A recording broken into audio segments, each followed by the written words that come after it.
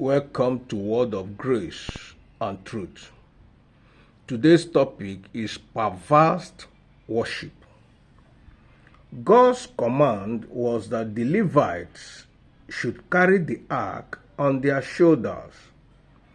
Notwithstanding, King David and his men carried the ark from the house of Abinadab on a new cart.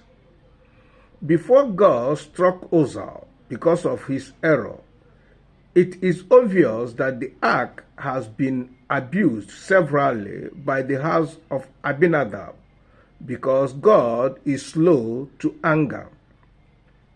In conclusion, God always endures perversions in our worship and service to Him because He is merciful, gracious, and slow to anger. But He rewards our true worship. Thus, He blessed the household of Obed-Edom. For 3 months, the ark stayed with them. There are perversions in most of our worship and service to God, and sometimes we do them just like David and his men did in their own days. They thought using a new cart nobody has used before to carry the ark, it should be an honor and respect to God. But they don't know that they have already disobeyed God's commandment by not carrying the ark on the shadow of the Levites.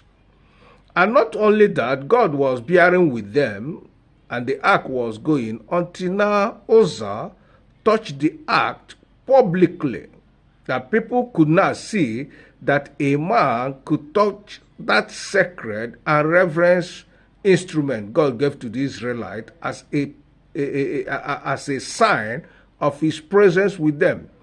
And Bible said the anger of God broke forth and Uzzah was killed. You see, sometimes don't use human reasoning to think that if you do it this way or that way, you will please God. No. Always do it as God said it.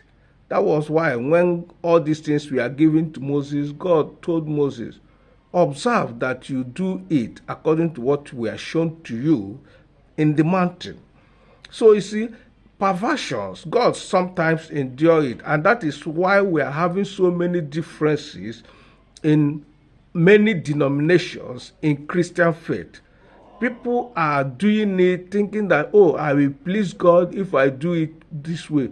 God is not a man that you can please with eye service, with your understanding and your thought. Your thought is different from His thought. His ways is different from our ways. Do it as He has commanded us to do it for Him. Because the word of God sanctifies the doer and God.